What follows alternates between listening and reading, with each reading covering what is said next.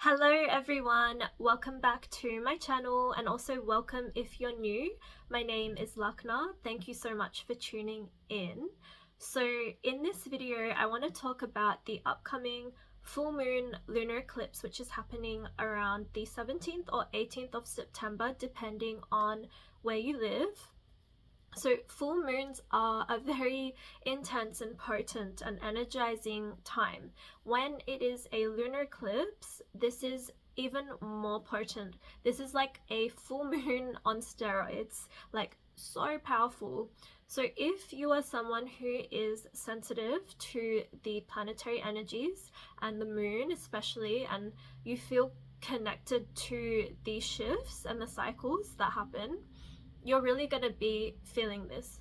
I do think most of us will be feeling the impact of this lunar eclipse, if not now, then very soon. And this isn't anything to be afraid of. This is so powerful that we are feeling extra sensitive and tapped in. Our intuition can be really heightened in this time, and our sensitivity to our emotions and just the world around us is more heightened in this time. And this is such a powerful and beautiful thing because we have such a powerful opportunity to connect deeper within, connect deeper to our guides, to God, to whoever you believe in, that you want to connect with, your angels, your spirit guides, your ancestors, whoever it is important for you. Our ability to connect with the spiritual side of ourselves and of whatever we wish to is just extra heightened in this time. This full moon is connected to the sign of Pisces, which is the last sign in the zodiac, and it is so spiritual and so intuitive and so connected to the other realms. And this Nakshatra Purvabhadrapada is super intense and transformative.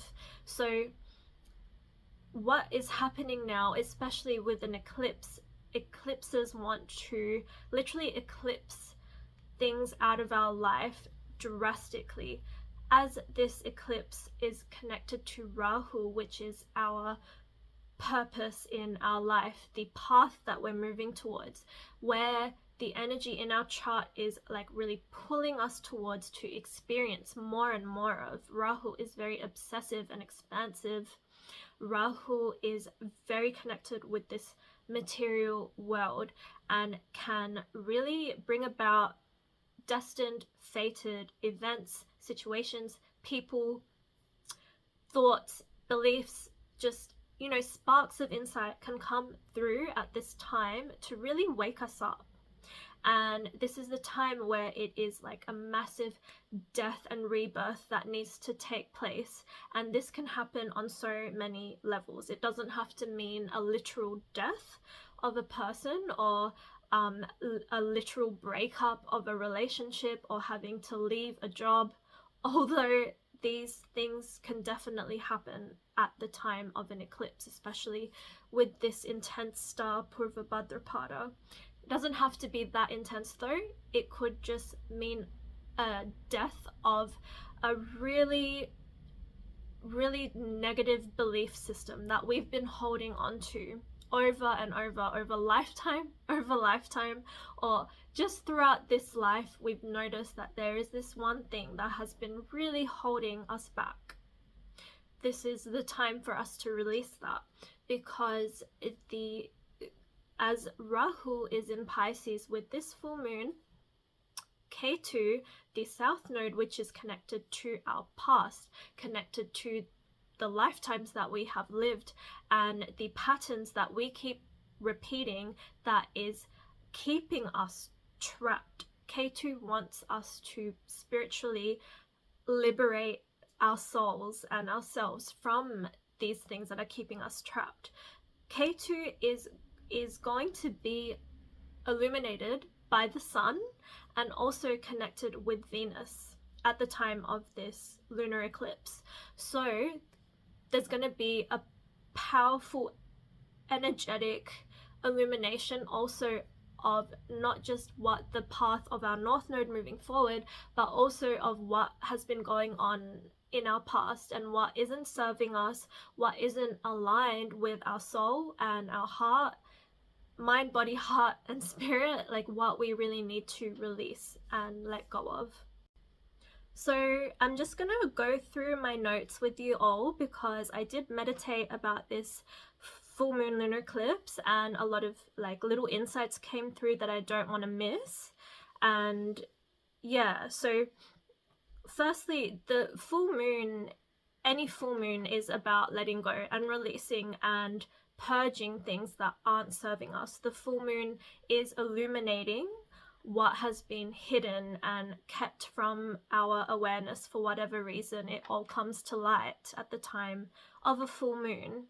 When it is a full moon lunar eclipse, this is more potent, more impactful on our psyche, on even our external world. Like things can feel so intense, like even in our physical material world. This is when things like technology can glitch and like electricity can like have weird things going on, like lights, just like light bulbs just like exploding. Not to be afraid of, but this is just a sort of manifestation of the intensity of the energies. And with Rahu influencing this full moon, Rahu is really going to be pushing us and sometimes forcing us to change. So these things that at a typical full moon we're being asked to let go and release, we may be put into a sort of crossroads or like a massive turning point in our life and sort of being put into that position or into that situation, or like, you know, we're just being really pushed and forced and asked to do something different to help us ultimately become a better, higher version of ourselves. This is like a massive death and rebirth portal, you could say, because with Rahu being connected to this full moon, it is like a portal. The veil is very thin in this time, so we have a much stronger and much it's just more easy to connect with other realms and with the other side and whoever you wish to connect with, angels, ancestors, spirit guides, with God, your higher self, whoever you believe in and wish to connect with. It is a really powerful time and it's easy to do that. I personally don't really encourage or recommend of any specific like rituals or practices during the time of this eclipse, other than just purely meditating and keeping yourself calm and relaxed as possible, maybe fasting if you feel like you can do that for yourself and if you're up to that. If it feels like too much to fast, just be really gentle on yourself and really be kind to your body. Maybe you actually do need to nourish yourself more in this time. I personally feel more called to fast leading up towards an eclipse because I just want as least amount of external energies and influence over my mind, body, and spirit. And that includes food. Like when you're consuming the food, you're like working at digesting that, and it can be like it can influence what is going on with your thoughts and your beliefs and like everything that's coming up, because it's such an intense time. And I hope that you're all doing okay, whoever's watching this video. If you are feeling extra sensitive, extra emotional, a bit freaked out by this energy, it's totally normal because this energy is kind of scary. Rahu is the node that we're moving towards in this life, or being pushed to move towards, but it is scary because it is this newer energy that we haven't experienced before. And Rahu is intense. It's like obsessive and expansive and very connected to this material world, which is also connected to illusions and things that aren't really real. And I want to mention that because looking into the outer planets as well and the asteroids, which I know that a lot of Vedic astrologers don't really align with, but I personally really like to look at all the outer planets, especially for this lunar eclipse, as this is such a significant time. In Vedic astrology, Neptune and Chiron are both in Pisces, so this is adding another big influence to this lunar eclipse. And Chiron is the wounded healer, so this is just adds another level of depth to what is coming up now to really help us heal some of our deepest wounds. And yeah, it can just feel really emotional as trauma is coming up, is being is surfacing at this time of the full moon. This is what the moon is illuminating, some really deep rooted stuff that we could really benefit from reviewing and like seeing in ourselves, so we can, you know, heal that. To heal it, we need to really feel it and accept it, embrace that aspect of ourselves. And I do feel at this time that some real deep-rooted stuff that maybe we haven't explored, maybe never explored or not even aware of existed in our life, can surface because this is such a powerful full moon. So also, I mentioned it's this full moon is connected to Neptune. Neptune is also similarly, as I mentioned, to Rahu, which is connected to illusions. Neptune is also connected to illusions and fantasy and this like dreaminess.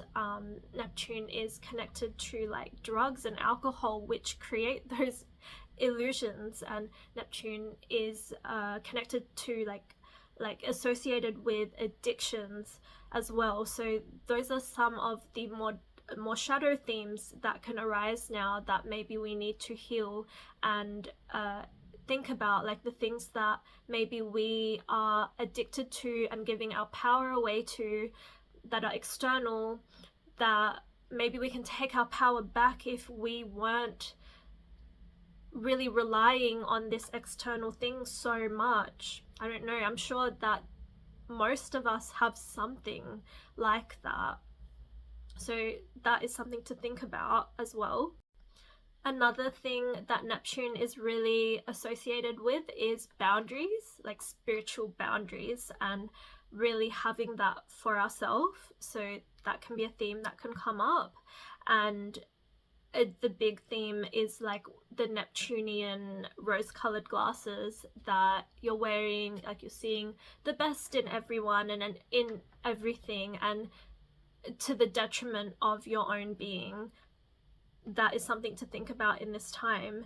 But in Neptune's most highest form of looking at it, Neptune can be seen as the higher octave of what you associate love to be, which is totally unconditional and accepting, and seeing that we are all connected on this earth, and every single being and every single thing is connected, and we are all one.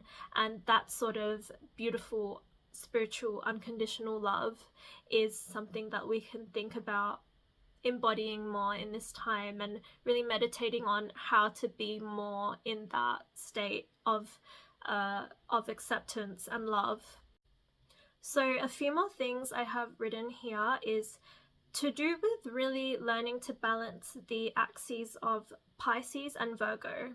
And in each of our charts, we do have both of these zodiac signs, Pisces and Virgo, in one of the houses in our charts, if you're using whole sign placement, which is what we typically do in Vedic astrology. So have a look at your chart and which two houses are being impacted by Pisces and Virgo, and have a think about these themes of, like, we all have these two energetic influences in our chart, and it is really important to balance. And as Rahu is in Pisces and Ketu is in Virgo, it is bringing up intense need for us to learn to balance these two signs and their energies. So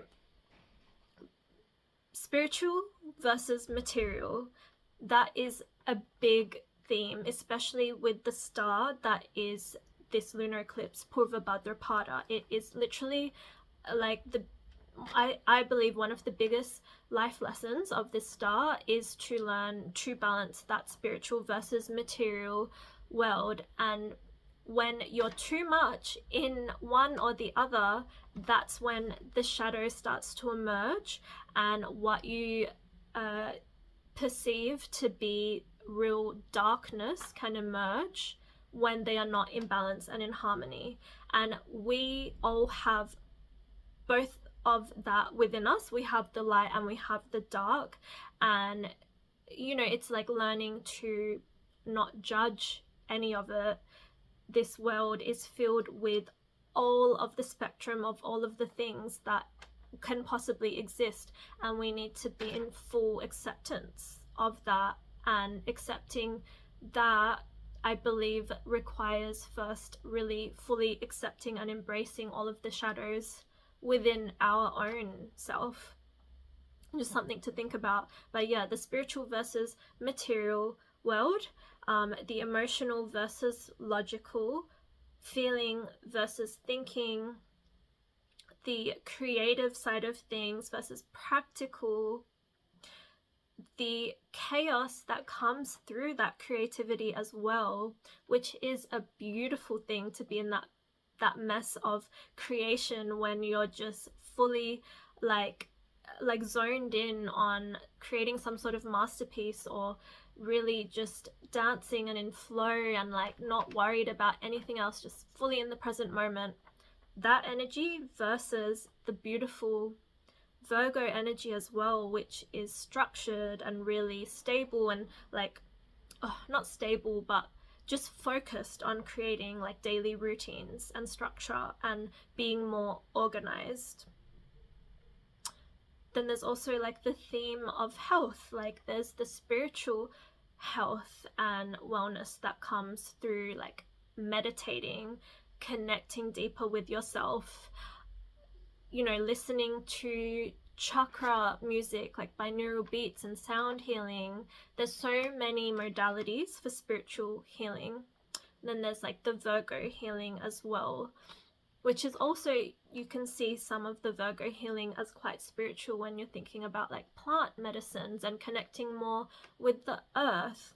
So that's another thing with Pisces and Virgo, like connecting with water, and then also connecting with earth.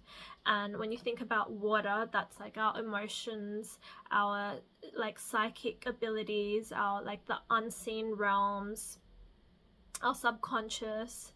And then the earth is a bit more conscious and material and more tangible sort of energy. It's more grounded.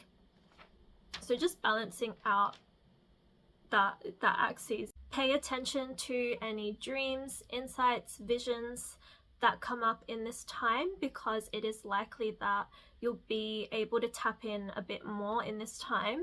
And I really recommend writing down in a dream journal, also setting intentions, and really doing a little bit of a ritual for yourself before you go to bed. Like make yourself a nice calming herbal tea, set your intentions, pray to a crystal that will help you sort of connect with yourself, and go to bed, and then have a journal ready to write down your notes if you do dream. Even if you don't dream, it's possible that you could start to dream in this time, moving towards the eclipse.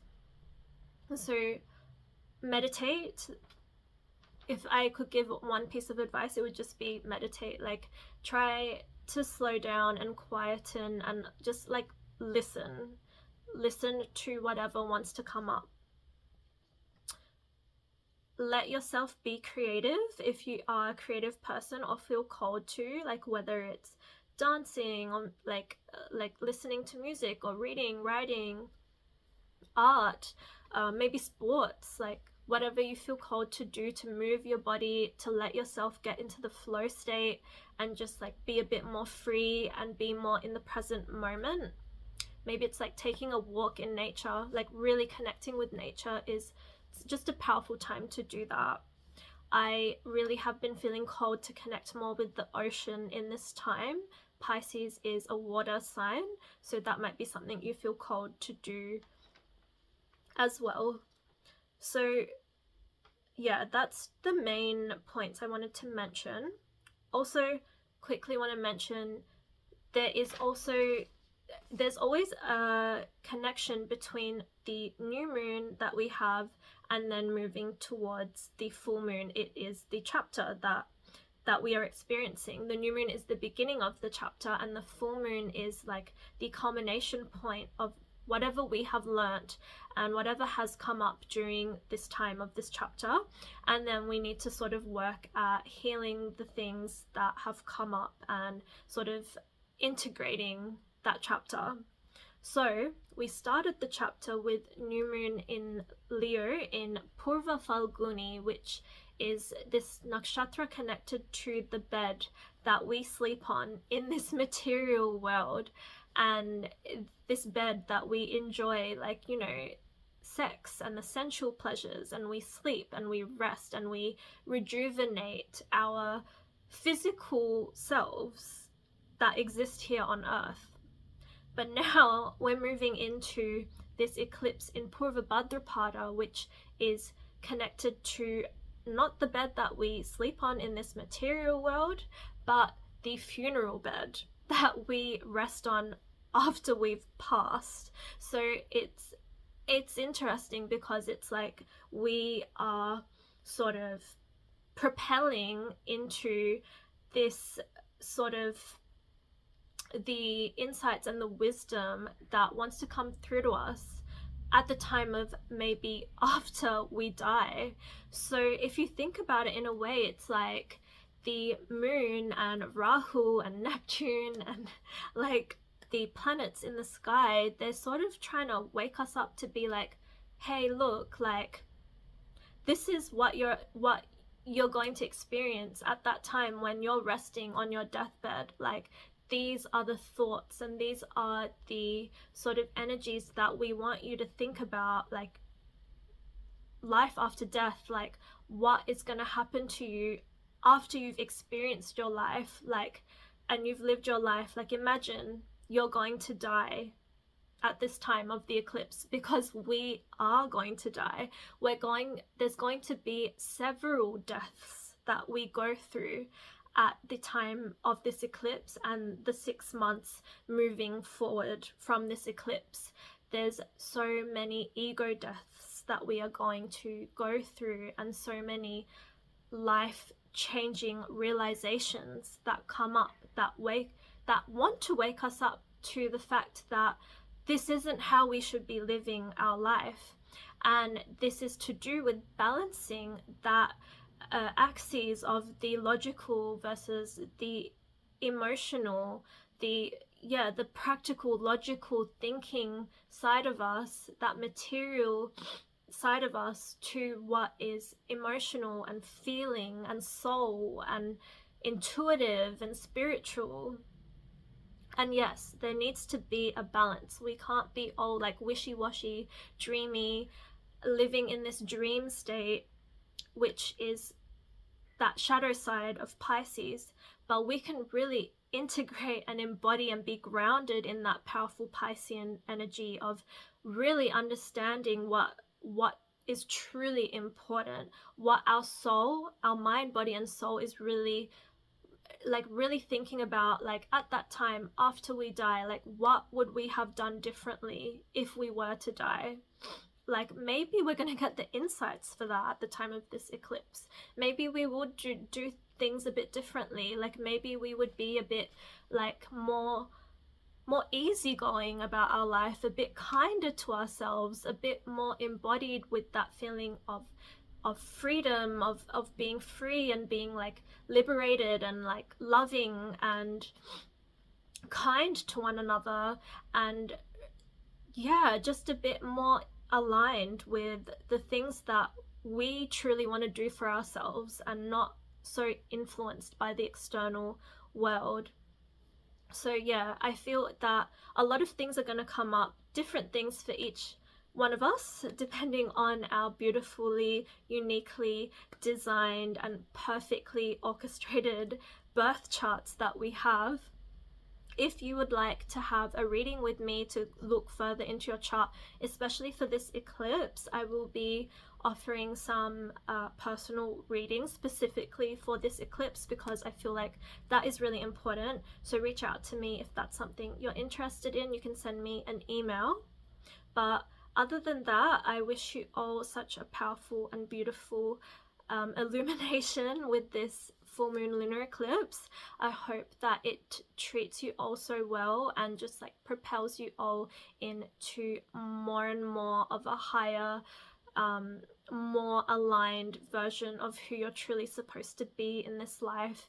And yeah, I hope that you all take it easy on yourselves and be kind and patient with yourselves, and remember that you don't have to push during this time. Like, take it slow, because the energies are super potent and powerful, and it's not really the time of like pushing and striving ahead in this material world. This energy is more so about taking in the insights that want to come through and letting yourself sort of process and integrate, so that we can make the changes moving forward post eclipse. So I just wanted to mention one other personal cute thing that you might like, I'll find a cute little story. But I went to the crystal shop with my sister. We went to the beach the other day, and there's this really beautiful crystal shop near the beach, and I felt drawn to this crystal. Don't know if the camera's really going to show it very well. Wait, where am I? So I don't know if you can see, but there is kind of like a cross in the crystal, and this crystal is known for having crosses inside, and it's called the chastolite crystal, or the cross stone. And if you are privileged enough to live near a crystal shop, or you have the ability to go and get yourself a crystal, highly recommend getting this crystal, especially right now in this time leading towards the lunar eclipse, because the energies of this crystal is just like so aligned with the energies of this lunar eclipse. So I'm just going to read to you what it says on the like little description that I got. So, chastolite crossstone crystal, used as a bridge to cross over to the other side, which is super aligned with like the funeral bed, which is the symbol of Purvabhadrapada. Helps during states of change, helping one to go from disquieting situations to gain a foothold in the new. Used for astral and mind travel, it's a password for entry to these worlds. Used for problem solving and to provide insight to mysterious circumstances. Also helps maintain spirituality during illness. So yeah, I did some research into the star, and it just was so aligned with the whole death and rebirth process, and like when the cross can be also seen as like connected to Christianity on one side, but also can be seen as like a crossroads that you're at, and like helping you navigate that crossroads and gain the clarity for which path you're supposed to go. So yeah, if you feel like that is resonating with you as well, like maybe get the crystal. But other than that, I love to hear your stories and what has been happening with you personally. Please share. Anyone else who has this star Purvabhadrapada in their chart, would love to hear your personal stories as well. I have a few like significant planets in this chart, in this star as well, so I'm being like really impacted by this lunar eclipse. I really feel it on like so many levels. I'd love to hear your stories, so yeah, let me know. Other than that, I will see you all in my next video, beautiful souls. Take care.